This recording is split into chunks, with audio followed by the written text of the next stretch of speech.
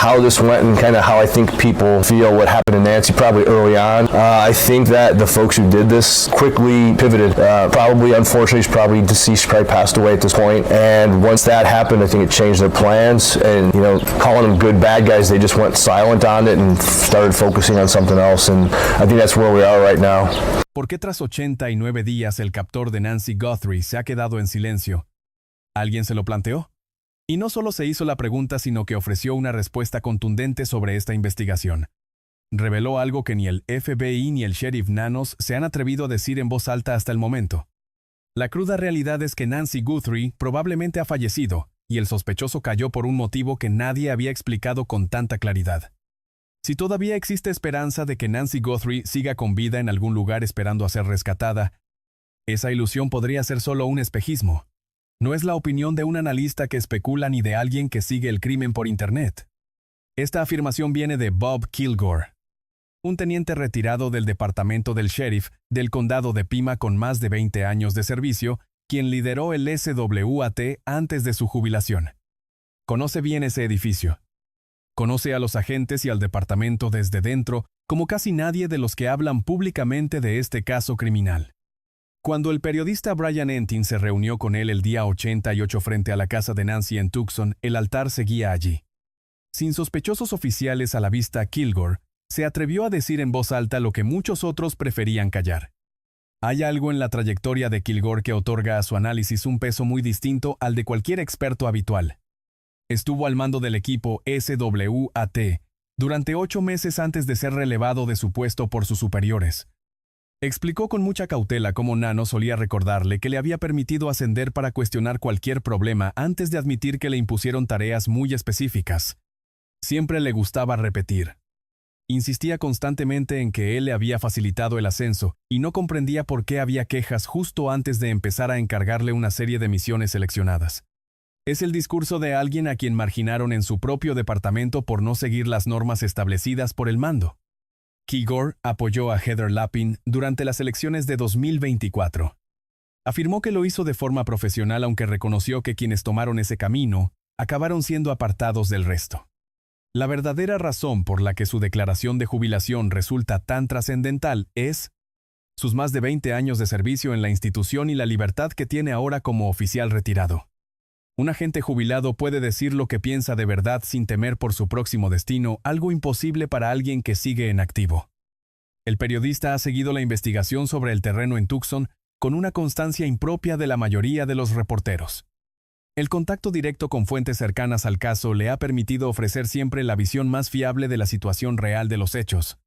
Cuando le confesó a Kilgore que una fuente interna confirmaba que no había novedades en el caso, Kilgore lo ratificó de inmediato, asegurando que no existía nada nuevo bajo el sol.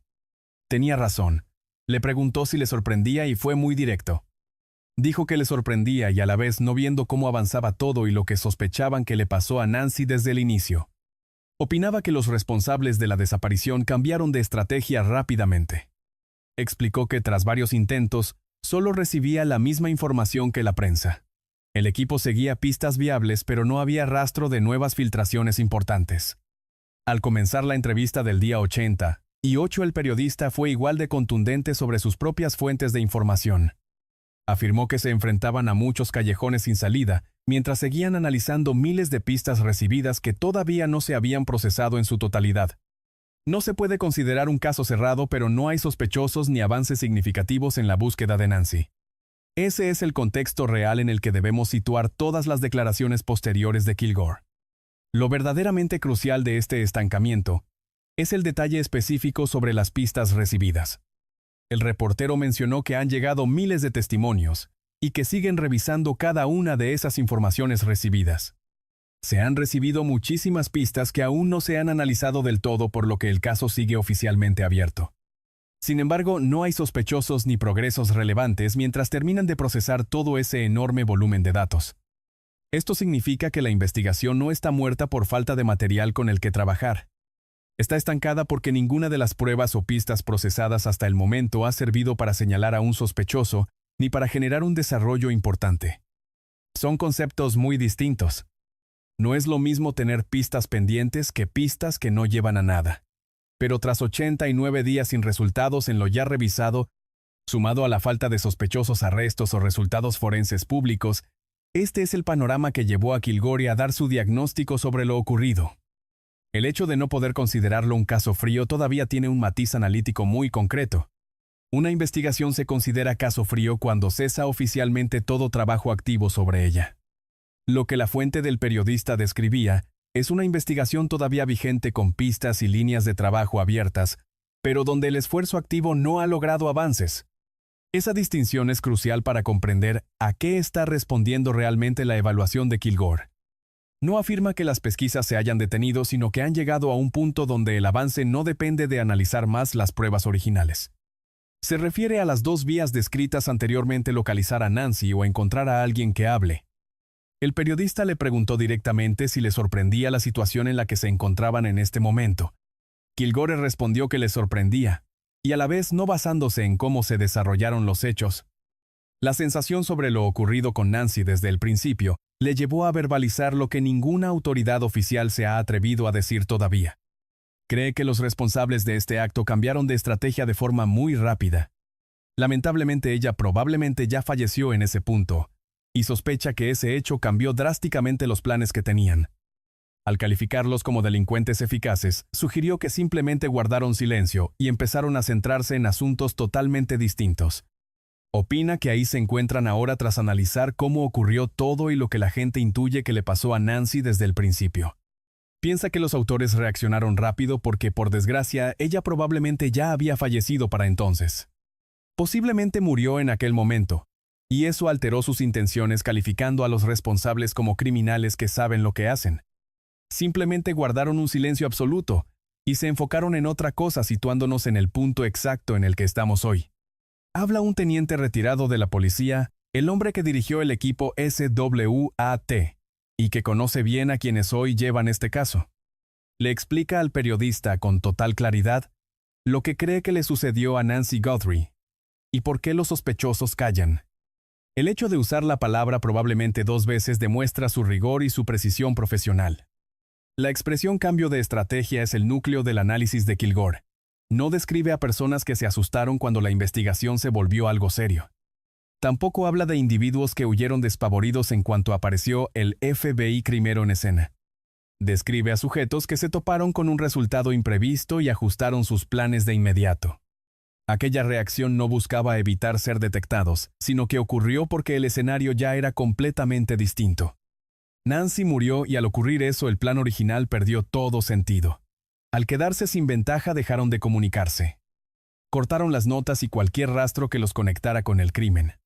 Se centraron en otra cosa y 89 días después todo sigue igual. Kilgore describe un patrón de conducta específico donde el resultado final no deriva en pánico ni en errores que los expongan. Recalculan sus movimientos, cortan todo contacto y retoman la vida normal que llevaban antes de iniciar la operación. El individuo que vigiló la vivienda de Nancy durante 3 días seguidos y preparó las puertas traseras no encaja con alguien que entra en pánico cuando las cosas salen mal. Es el perfil de alguien que ante un resultado fuera de su control decide racionalmente cerrar el capítulo y desaparecer. Que Kilgore los llame delincuentes eficaces es su forma técnica de definir a criminales organizados capaces de ejecutar un delito de forma disciplinada. Tienen temple para retirarse si todo falla, y son tan discretos que 89 días después siguen centrados en otros asuntos. Hay un matiz en su respuesta ambigua que revela cómo interpreta Kilgore la postura pública de la investigación actual. Sabe reconocer el progreso en una investigación de este departamento, porque lo ha observado durante más de 2 décadas. Conoce perfectamente las señales de cuando la policía tiene algo sólido entre manos. Llegan las ruedas de prensa y los comunicados medidos. Sin embargo, tras 89 días de silencio total, la falta de noticias indica a un veterano como Kilgore que la investigación aún no dispone de lo necesario para avanzar. Kilgore no culpa del estancamiento a ningún fallo individual, sino que lo atribuye a la propia naturaleza del crimen. Los sospechosos no dejaron apenas rastro. Cambiaron de planes, guardaron silencio y simplemente se dedicaron a otros asuntos ajenos al caso. Según la lectura de Kilgore, el pago del rescate nunca fue la motivación principal de este delito. Fue solo una historia de portada que los sospechosos inventaron tras el fracaso de su plan inicial. El periodista le preguntó si pensaba que el rescate podría haber sido simplemente una maniobra de distracción. Al mencionar cifras tan bajas como un Bitcoin o medio Bitcoin, razonó que no es lo habitual para alguien que pediría 10 millones de dólares. Según su criterio, así funcionan estas cosas. Sospecha que algo grave le ocurrió a Nancy pronto, y eso provocó parte de su reacción inmediata. Lanzaron aquel señuelo para intentar que los investigadores perdieran el rastro que estaban siguiendo. Lo que fuera para simplemente seguir adelante. Kilgore asintió y expuso sus motivos con total claridad. Explicó que pedir un solo Bitcoin o medio Bitcoin no resulta lógico cuando se pretenden obtener 10 millones de dólares. Sostuvo que algo debió ocurrirle a Nancy al principio, y que el rescate no fue más que una maniobra de distracción. La idea era lanzar ese anzuelo para despistar a los investigadores, alejarlos de su rastro y poder continuar con sus planes. Aquella nota de rescate enviada a la prensa usaba un monedero de Bitcoin que el FBI fue incapaz de rastrear. Los plazos vencieron sin consecuencias y jamás se abrió una vía de negociación privada real. Un secuestro por motivos económicos no funciona de esa manera. Es una maniobra de distracción diseñada por personas que necesitaban desviar la atención policial para poder escapar sin dejar rastro. El dato del Bitcoin que citó Kilgore tiene un matiz forense clave que no se ha examinado a fondo. Se pidieron 6 millones de dólares. El monedero estaba vacío, pero a Kilgore no le interesaba tanto la cifra en sí. El problema era la unidad. Hablaba de medio Bitcoin. Nadie que planee un rescate de 10 millones lo estructura así. La cantidad solicitada no encajaba con la moneda usada. Dicha incongruencia es una de las razones por las que el equipo de investigación empezó a dudar de las notas de rescate. Kilgore subraya que este montaje financiero servía de cobertura y no representaba el motivo real. Aquellos que enviaron los primeros mensajes de rescate, los que contenían datos precisos que la familia y la policía consideraban auténticos, dejaron de escribir de repente. No fue por agotar los plazos, sino porque la situación ya se había resuelto de una forma que hacía inútil cualquier contacto. Y ustedes coinciden con la teoría de Kilgore sobre el silencio de los sospechosos, lo más relevante para el futuro del caso. Es lo que Kilgore mencionó sobre los dos únicos factores que en su opinión servirán para resolver el misterio definitivamente. Haller a Nancy O. Que uno de los sospechosos hable con la persona equivocada y que ésta acabe filtrando la información a las autoridades. Quizás confesando a un ser querido o a alguien con remordimientos. Por otro lado, el análisis de las pruebas físicas todavía requiere tiempo. El ADN lleva tiempo. Estos procesos son lentos, pero aún queda esperanza en la ciencia forense. Pero siendo realistas, todo se reducirá a una de esas dos opciones. Un sospechoso que se va de la lengua ante alguien o el hallazgo fortuito del cuerpo de la víctima. Cuando se le preguntó por la clave del éxito, Kilgore afirmó que todo dependía de hallar a Nancy o de que un sospechoso hablara con alguien que, movido por su conciencia, informara a la policía. Reconoció que el ADN y las pruebas físicas requieren plazos largos, aunque aún confía en lo que revelen esos hilos forenses. Pero insistió en que el desenlace vendrá por uno de esos dos frentes. Que un implicado hable de más, y la información llegue al grupo especial o que alguien localice los restos de Nancy. Ese análisis de doble vía es relevante por la identidad de quien lo formula. Kilgore no descarta el trabajo forense del FBI en Quantico. Sabe que enviaron allí los cabellos de la casa de Nancy. Entiende que el ADN lleva tiempo y afirmó que todavía hay esperanzas. Pero su visión profesional, forjada tras 20 años viendo cómo se resuelven estos casos, sugiere que el entorno social y la búsqueda física son los caminos directos. No es por falta de confianza en la ciencia forense, sino por la naturaleza de lo ocurrido. Si Nancy falleció en las primeras horas y los sospechosos abandonaron la operación esa misma noche, el rastro de conducta activa que suele explotar la policía ha desaparecido. Sin comunicaciones constantes, sin más contacto por el rescate ni exposición. Solo quedan las pruebas físicas, el análisis forense y el peso psicológico sobre el allegado que lleva 89 días ocultando la verdad. La búsqueda física plantea un reto particular que Kilgore analizó con total franqueza. Sobre la Cajun Navy, sostuvo que es imposible realizar un rastreo cuadriculado y completo de todo el desierto de Sonora. El terreno es inmenso y la escala resulta inabarcable.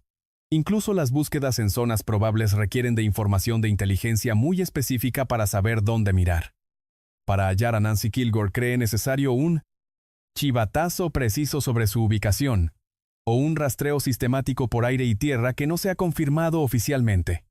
La vía forense con el pelo en cuántico y el análisis de ADN no depende de saber dónde está Nancy.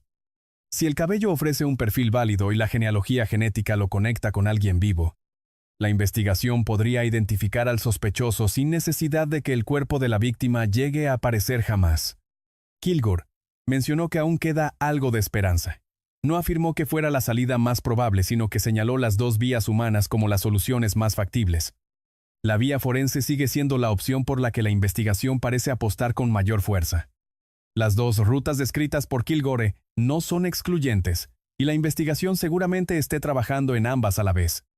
Si el análisis de cuántico genera un perfil genético viable y la genealogía señala a un individuo concreto, ese sujeto pasará a ser el sospechoso principal bajo todo el peso de las pruebas acumuladas durante 89 días.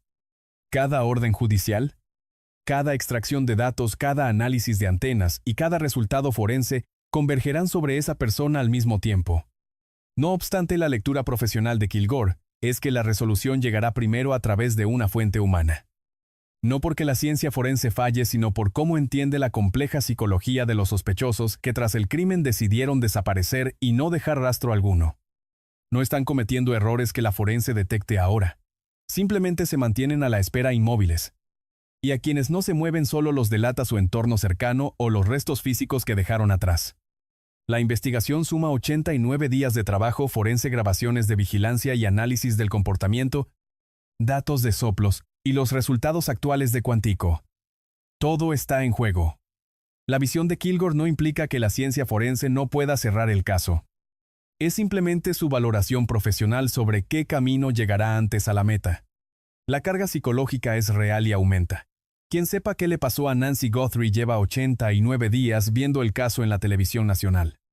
Ha visto cómo la recompensa subía hasta $1.200.000. Ha visto al FBI explicar el retraso de las pruebas en redes y a Savannah Guthrie llorar en televisión. Cuanto más tiempo guardan el secreto, más pesa. Kilgore se refirió a este perfil de forma muy específica. Alguien que encuentre a Nancy o, según indicó, un sospechoso que hable con alguien que termine pasando la información, ya sea a un familiar o a alguien movido por su propia conciencia. Un ser querido, alguien con escrúpulos. No se trata de un sospechoso. Es alguien del entorno que participó de forma indirecta, recibió una confidencia o simplemente dedujo lo ocurrido por lo que pudo observar. Tras 89 días, la duda no es si esa persona existe. La pregunta es si el peso de su secreto y $1.200.000 bastarán para que alguien rompa el silencio. La estructura de las líneas de denuncia también importa. Tanto el FBI como la policía local aceptan soplos totalmente anónimos. Quien posea información relevante no tiene por qué identificarse, ni aceptar, testificar, ni enfrentarse cara a cara con aquellos cuyo oscuro secreto se está planteando revelar ahora mismo. La dificultad para activar esa segunda vía de Kilgore es menor de lo que parece. Basta una llamada o un mensaje sobre un lugar, un nombre concreto o una conversación escuchada por casualidad. Eso es todo lo que el equipo necesita para abrir una línea de investigación inexistente hasta hoy. La recompensa de $1.200.000 no exige resolver el crimen, sino aportar el dato clave que conduzca a su resolución. Tras 89 días, el número de personas que guardan esa información mientras ven la recompensa sin reclamar genera una presión psicológica inmensa. El factor tiempo añade además una dimensión psicológica muy particular. Durante las primeras semanas, quien calla puede racionalizar su silencio como autoprotección frente a una investigación que todavía está en plena ebullición. Pero tras 89 días el interés nacional no ha decaído, sino que se ha intensificado. La Junta de Supervisores se acerca a la votación, y el proceso de destitución sigue su curso. El periodista sigue en Tucson reuniéndose con fuentes y generando nuevo contenido sobre el caso semana tras semana. El confidente no ha visto cómo este caso caía en el olvido. Al contrario, sigue siendo una de las desapariciones más visibles de toda la nación. Y cuanto más tiempo permanece algo bajo el foco, más difícil resulta mantener ese compartimento estanco bien sellado. Kilgore también analizó el perfil del sospechoso, coincidiendo con lo expuesto por los antiguos analistas del FBI que han hablado públicamente del caso.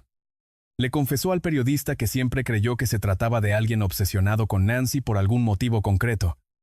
ya fuera porque la conocía directamente o por Savannah. Añadió que coincidía con los analistas de conducta en que estadísticamente no se trataba de un completo desconocido para ella. Ese perfil, alguien con conocimiento previo sobre Nancy y su hogar, sus rutinas o su relación con Savannah, encaja perfectamente con la vigilancia previa detectada. La investigación confirmó varios sábados antes del 1 de febrero. Un extraño no realiza 3 visitas de reconocimiento a una dirección específica en Catalina Foothills sin un motivo claro. Alguien con una razón específica para vigilar esa casa sí lo hace. El nuevo hilo sobre Savannah en el perfil de Kilgore coincide con lo que varios expertos en conducta han declarado públicamente. Los perfiladores retirados del FBI consultados durante la investigación señalan repetidamente que fue un crimen de naturaleza personal, motivado por el vínculo con Savannah y no porque Nancy fuera un objetivo financiero aleatorio. Ya fuera fijándose en Nancy, o hiriendo a Savannah mediante Nancy, o por algún conflicto conectado al entorno de la familia Guthrie. El perfil que surge tras múltiples evaluaciones profesionales es el de alguien con un motivo concreto para vigilar esa vivienda 3 sábados consecutivos. Kilgore afirmó que siempre pensó que alguien estaba centrado exclusivamente en ella. Es el lenguaje de quien llega a una conclusión basándose en su experiencia profesional sobre las características operativas del crimen, no solo por los registros públicos. Kilgore reiteró que siempre creyó que el objetivo principal era ella. No estadísticamente, ni por lo que digan los manuales, sino por su lectura del perfil operativo de este crimen y lo que revela sobre alguien que lo planeó durante semanas. La propuesta de la Cajun Navy para buscar en el desierto surgió directamente y la postura de Kilgore fue nítida. Mal no hará. Garantizó que si salían al desierto encontrarían algún cuerpo, o 2 o 10, simplemente por la propia naturaleza de un terreno tan vasto y hostil. No hablaba exclusivamente de Nancy, y tampoco pretendía fingir lo contrario. Pero si su cuerpo está en esa zona, escenario que su propia teoría plantea como más probable, una búsqueda terrestre coordinada es la vía más directa hacia la resolución. Más ojos y más gente buscando mantienen el caso siempre presente. Su lectura de por qué el sheriff rechazó a la Cajun Navy es simple ego. El mismo motivo por el que apartaron al FBI al principio, creyendo que el departamento del sheriff puede apañárselas solo sin apoyos externos. Kilgore fue tajante sobre quién es el responsable de rechazar la propuesta de la Cajun Navy: el ego. Ese mismo ego que alejó al FBI pronto la convicción del departamento del sheriff de que puede manejar esto a solas, sin ayuda ni pericia externa. Describió a Nanos como alguien con malas relaciones con casi todos, incluyendo agencias locales y federales, afirmando incluso que ni siquiera participa hoy activamente en la Asociación de Sheriffs de Arizona. Ese es el foro donde se forjan los vínculos necesarios cuando se hace imperativo solicitar recursos adicionales. Un sheriff que aísla a su departamento de cualquier apoyo externo deja a sus investigadores con menos opciones cuando los recursos internos se agotan. La Cajun Navy no es una agencia policial. Son voluntarios de búsqueda y rescate, pero según Kilgore, el sheriff no ha querido concederles ni siquiera una reunión. Detalle específico que Kilgore confirmó sobre la propuesta de la Cajun Navy, aportando más contexto. El sheriff ni siquiera ha respondido para entablar una conversación. La propuesta es real. La organización tiene capacidad y experiencia. Su líder le explicó al periodista que en la mayoría de sus rastreos hallan cosas ajenas al caso específico por el que fueron. Eso significa que aunque no encuentren a Nancy, es probable que den respuestas a otra familia con un ser querido perdido en ese desierto. Según el análisis de Kilgore, ¿por qué no aceptarían algo así? Su respuesta fue una sola palabra: ego. Ese mismo impulso que mantuvo al FBI alejado las primeras semanas es la tónica constante de Nanos con cualquier relación externa en este caso. Lo cual lleva la conversación hacia Nanos, un tema sobre el que Kilgore no se guardó absolutamente nada. Dijo que ha fracasado por completo como líder y que incluso ha mentido bajo juramento. Varios investigadores independientes demostraron que esperaba que sus comandantes violaran el código ético tal como él mismo hizo. Aseguró que todo eso era un hecho irrefutable, y no una simple opinión, habiendo utilizado su propio cargo público para obtener claros beneficios políticos. Insistió en que no era su parecer sino una realidad confirmada, que la Junta de Supervisores tiene la obligación de tener muy en cuenta. Se preguntaba si todo aquello habría terminado afectando al caso de Nancy. Afirmó que Nanos falló rotundamente como líder, no como una apreciación subjetiva, sino como una declaración de hechos. Sostuvo que Nanos mintió bajo juramento y que la investigación independiente confirmó que esperaba que sus altos mandos violaran el código ético tal como él mismo hizo utilizando su cargo para obtener beneficios políticos personales. Dijo que llegado a este punto al sheriff ya no le queda ninguna credibilidad profesional. Luego redujo la mentira en la declaración judicial a su forma más simple posible. Si a alguien le preguntan cuántas veces lo han suspendido en el trabajo, la respuesta suele ser 0. Le preguntó al periodista cuántas veces le habían suspendido. Ambos afirmaron que por suerte nunca habían tenido que mentir. Es una pregunta que no requiere reflexión alguna. Si la respuesta real es 8 y se asegura que nunca se miente descaradamente, aquello quedó registrado en una demanda judicial. No hay retorno posible tras algo así. Aseguró que Nanos debería estar en la lista Brady, el registro oficial de la Fiscalía del Condado para agentes con serios problemas de credibilidad cada vez que testifican. La defensa pregunta si aparecen en ella, y la respuesta destruye de inmediato todo su valor como testigos ante el tribunal. Kilgore planteó el dilema ante la Junta de Supervisores con una claridad absoluta, mostrándolo de la forma más cruda posible. Si la Junta decide simplemente dejar pasar esto por alto, estaría lanzando un mensaje que es aceptable violar el código ético y pisotear a quienes no se sometan a la voluntad del mando superior. Mencionó a Aaron Cross como la única voz interna que aún pelea esa batalla. Explicó que otros no se atreven a apoyar el cambio abiertamente por temor a arruinar carreras de 5 o 10 años, con ascensos aún pendientes. Cross llegó a un punto donde, según Kilgore, ya no tienen forma de perjudicarle más. Por esa razón, ha aceptado convertirse en la voz visible de la disidencia dentro del departamento. El hallazgo de North Star Independent Investigations sobre cómo Nanos usó su cargo para obtener ventaja política durante las elecciones de Lapin, algo que Kilgore conoce bien por haberlo sufrido en sus propias carnes, confirmó de forma pública lo que muchos compañeros del departamento ya sospechaban hace años. Kilgore afirmó tajantemente que bajo su criterio profesional la Junta de Supervisores no tiene más remedio que intervenir de inmediato. Si permiten que esto pase, estarían validando la mentira ante cada empleado y ciudadano de Pima. Aceptarían que se viole la ética profesional y se aplaste a cualquiera que ose interponerse en el camino del poder establecido. Señaló específicamente a Aaron Cross y Heather Lapin como víctimas cuya trayectoria profesional fue neutralizada por el simple hecho de no seguir la línea marcada. Afirmó que Nanos tiene relaciones muy pobres con la mayoría de las agencias de seguridad locales. Su trato con los federales es horrible y ni siquiera participa en la Arizona Sheriff's Association, donde se forjan los vínculos necesarios para pedir ayuda en crisis. Describió la institución como algo tan cerrado y endogámico que rechaza cualquier tipo de formación externa o influencia ajena a sus propios muros. Conocimientos especializados externos. Y las alianzas externas de las que depende cualquier cuerpo policial sano hoy día. También habló sobre la campaña de destitución, aclarando que sigue en marcha y durará hasta julio. Admitió que se trata de un desafío monumental. Lograr 125,000 o 130,000 firmas no es nada sencillo, aunque cree que es posible. Él mismo ha recogido rúbricas personalmente y ha animado a otros ciudadanos a implicarse de igual manera. Comentó que según le llega dentro del departamento, hay entusiasmo por el volumen de firmas obtenido en eventos deportivos infantiles y reuniones de asociaciones de vecinos. La presión pública sobre Nanos llega ahora mismo desde 3 frentes distintos de forma simultánea. La investigación de los supervisores, la campaña de destitución de julio y una cobertura mediática nacional que ha transformado un problema institucional local en un escándalo de escala global. Kilgore lo dijo con total claridad. Sostuvo que el país y el mundo entero conocen por fin aquello a lo que ellos se han enfrentado. Mencionó que el supervisor Hintz hablaba de votantes que decían no estar al tanto. Añadió que nunca culparía al electorado, pues muchos votan siglas sin tiempo para investigar cada carrera individual, aunque matizó que con un sheriff la cosa cambia. Al tratarse de una autoridad que afecta directamente a todos, los problemas que ahora resultan tan evidentes han estado sucediendo de forma constante durante los últimos 6 años. La opinión pública está descubriendo ahora lo que el personal interno del departamento lleva sabiendo gran parte de ese tiempo.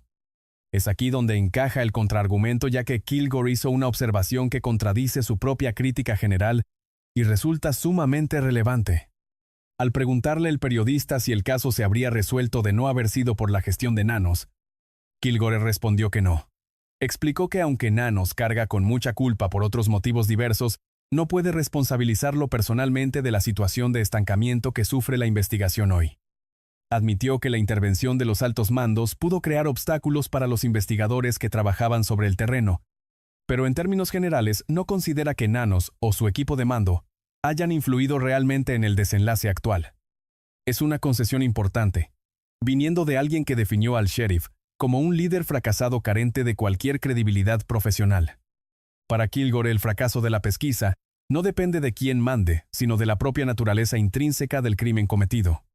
Sospechosos que guardaron silencio, una víctima que probablemente falleció pronto, y los retos forenses tan específicos que genera esa trágica combinación. Esa concesión es relevante por su origen. Kilgore no está saliendo en defensa de Nanos. Pasó los minutos previos detallando con términos muy concretos por qué cree que Nanos ha fracasado como líder y debe ser destituido de su cargo. Cuando alguien con semejante historial de agravios personales documentados contra un cargo público admite que no le culpa del estado forense del caso, esa confesión tiene peso. La investigación tras 89 días sigue sin sospechosos ni arrestos. Para Kilgore, la falta de avances es una consecuencia directa del crimen.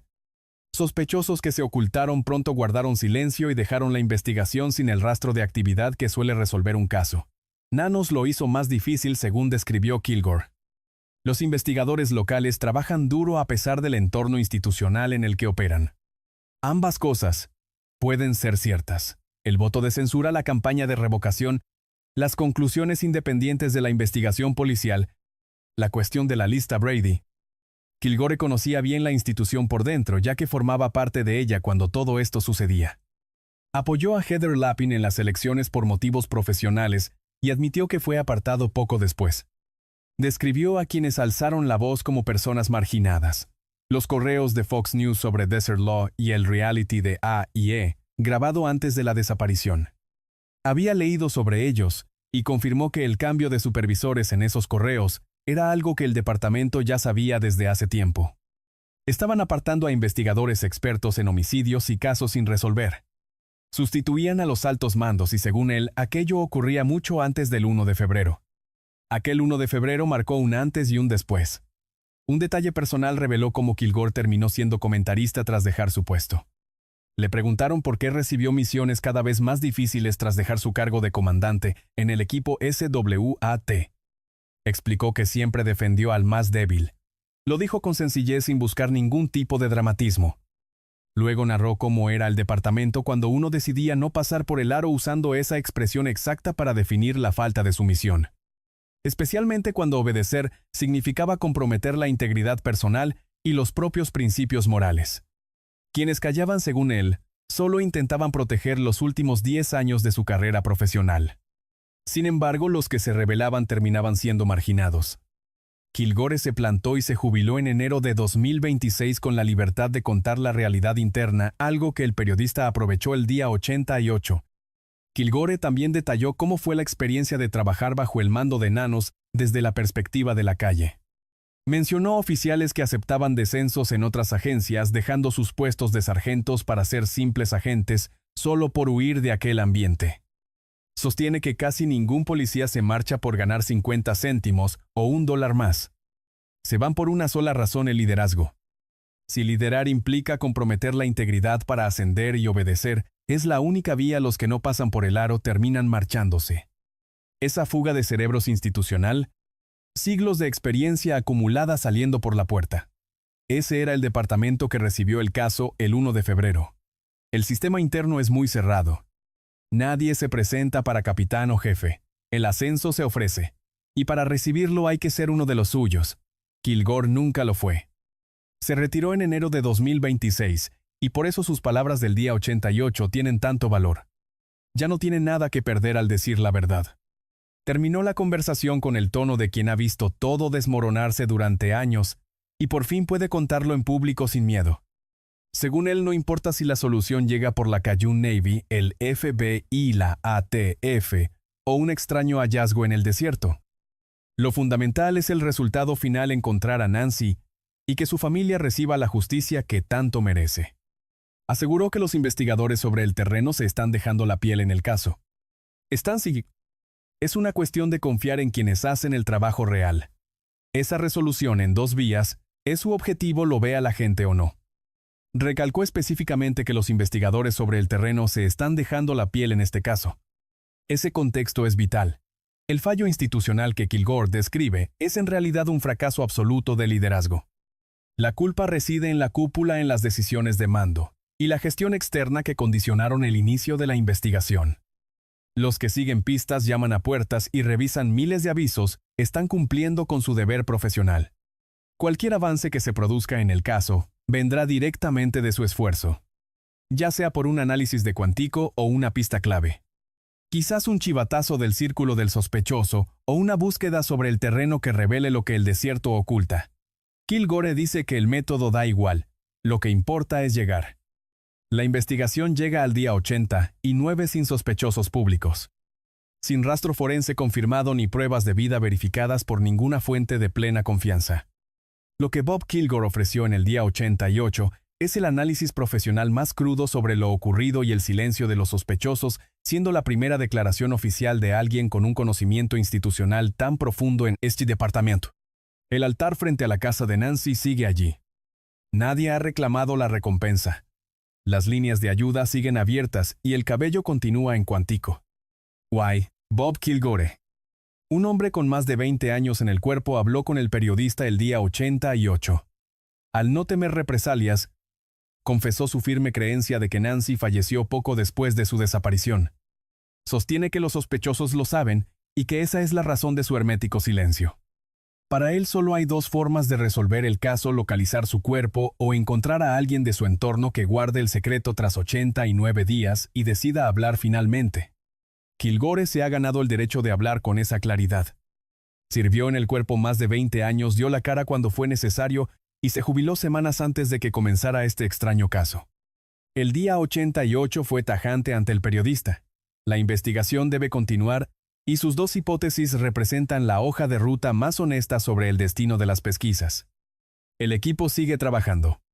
Los análisis de cuántico avanzan y persisten esas 2 vías para alcanzar la resolución que 89 días no han traído todavía. Si Kilgore tiene razón, si Nancy murió en esas primeras horas, y los sospechosos enmudecieron por ello, surge la duda de si alguien de su entorno que sabe dónde está ha decidido ya hablar, o si todavía se lo está pensando seriamente. Tras lo expuesto por Kilgore sobre Nanos y la lista Brady, la Junta de Supervisores y la moral institucional creen que actuarán el 12 de mayo. Si tienen información, contacten de forma anónima con el FBI o el PCSD. La recompensa total supera el $1.200.000. Si esta investigación los conmovió, dejen su like, suscríbanse y activen la campana. Nos vemos en el próximo caso donde cada víctima merece la verdad.